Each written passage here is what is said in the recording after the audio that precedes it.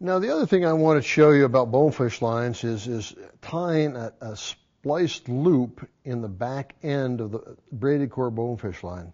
And we do this virtually all the saltwater lines we rig up. We use loop-to-loop connections between the fly line and the backing. And we showed you how to tie that small spliced knot, that blind splice knot in the backing. Now we're going to show you how to take the braided core bonefish line and tie a loop in the back of this. So we're going to actually we're going to double this over, and then we're going to wrap it with some thread and wrap it in two directions and whip finish it using two fly tying vices. But the first thing we're going to do is we're going to peel the coating off the core. We're going to take it right down to the core so it's a slimmer knot. And what we're going to end up with is we're going to end up with a knot that looks like this.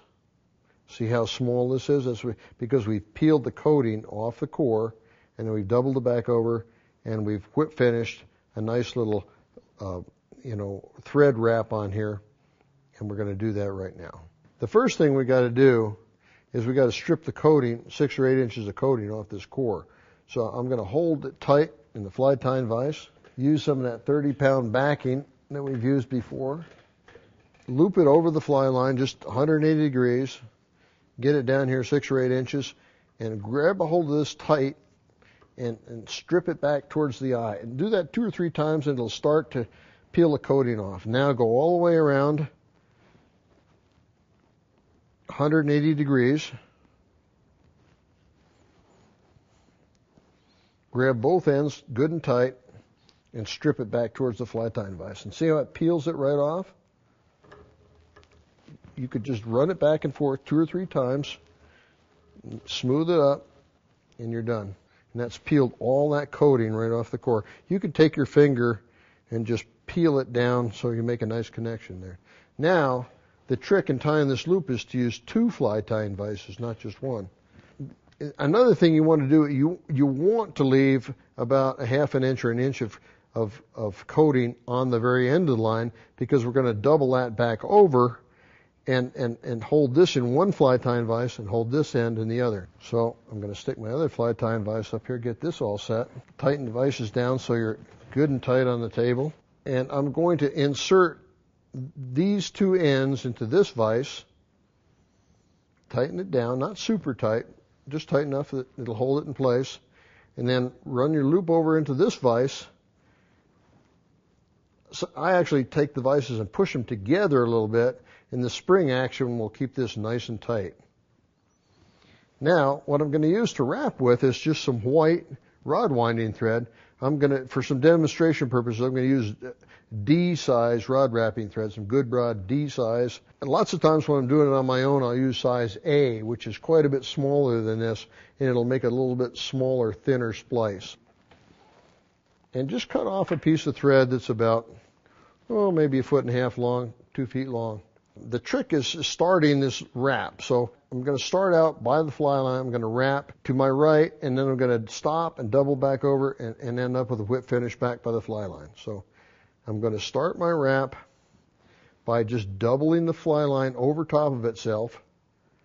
Sometimes you may have a little trouble getting this to start. If you do, you can just put your finger on it and then come all the way around. And the second time around, it'll usually bite in there, and you can let go of that tag end. So go around 2 or 3 times, 4 times, and then cut off your tag end. Okay? Now, I'm going to wrap in this direction about 1 inch, and I'm going to stop, put a 1/2 inch in it, and go back. And I found that it's easier to do this with my hands than to use a fly tying bobbin. Once you get used to this, you can wrap with your hands very precisely and lay in the thread in an absolutely symmetrical row. So go around, grab it with one hand, come back around on this side, grab the thread, come over the top, grab it on this side. And it's important to pull the thread all the way out here. You don't want to hook up on your vise or you got a big problem. Okay? So just continue this wrap, and then What you want to do when you're wrapping in this direction, don't make those wraps super tight. Don't pack them right together. Leave a little gap between the wraps because that's where the super glue is going to go. It needs to be able to sink down into the wraps and glue everything together. And once you get the paste going, you can just run it right on through. Just make sure you pull it all the way out, all the way down here. You kind of get a rhythm going. And also, I'm putting quite a bit of pressure on this when I'm wrapping with this D-size thread. You want to put a lot of pressure on. And if you let up, it's going to blow up. You're going to have to start over again. Or at least you're going to have to go back several wraps and start over. So wrap it on up in this direction. Oh, it might be 30 or 40 wraps, something like that. Make it about 1 inch long. That seems to be about perfect. Now, when I get it up here, I'm wrapped up here about 1 inch, just put a simple half hitch in there and then pull it up tight. Just a little fly tying half hitch. Now I can let go and it won't blow up. So the next thing I'm going to do is I'm going to cut off this portion of the fly line. So leave this attached in this vise, unlock this side. That's the part I'm going to cut off, but the other part I'm going to put back in the vise, okay?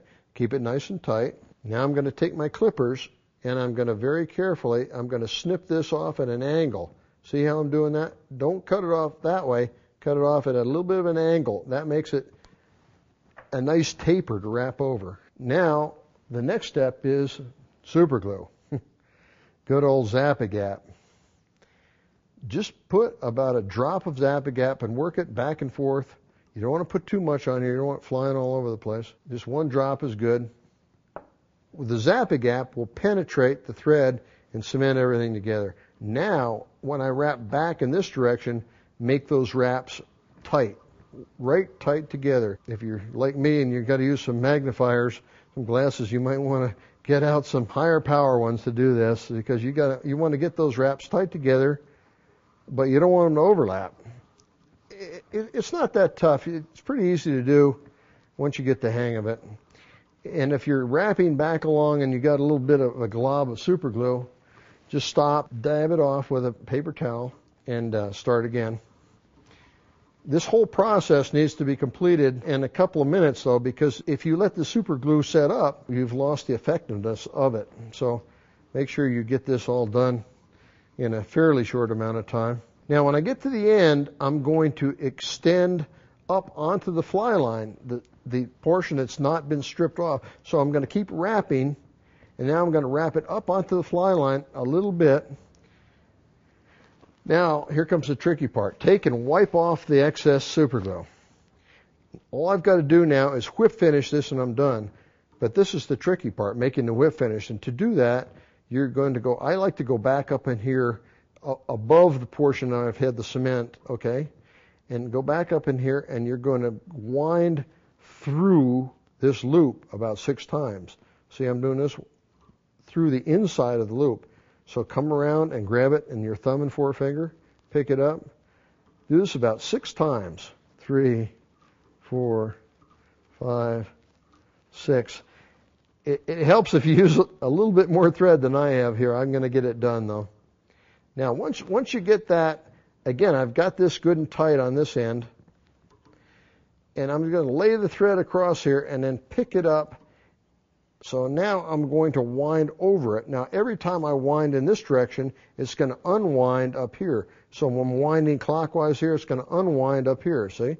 So now I'm going to wrap it back 6 times. And every time I wind, it's going to unwind up here. And just keep winding until you get all the loops out. Grab the end and pull it up, and there's your whip finish. Just snug it up, and you're done. And it makes a beautiful whip finish, and you're all set. Just cut that off nice and close, and there's your knot. Unplug it from the vices, and we'll take a little closer look at it. Now, where you've had it in this vise, it's going to flat spot it a little bit, so just take your fingers and rub the coating back to its original shape. Now, all I've got left to do is I'm going to give it a final coating of super glue. You can also use a bodkin for this if you'd like. You know, take your bodkin and just rub it back and forth. And just make sure you wipe it off your bodkin. You don't want the super glue to get way up in the loop, though. That's bad, you know, because if it penetrates the loop, it'll make it too stiff. lots of times I'll just hang this on my vise for a minute or two, but if I'm doing these lines and I want to do it pretty quickly, just take the paper towel and just dab off the excess super glue, and in about 30 seconds it'll be dry to the touch and you'll be able to wind it right on the reel. So now I've got a very slim loop spliced into the back of my fly line, and this is going to be 100% reliable. We've tied many of these over the years. We've never had them come apart. And you can pull on this as hard as you can. The loop will never break. The core of the line up here will break somewhere, but you'll never break this loop. And you ask, well, why do we want a loop in the back end of the line?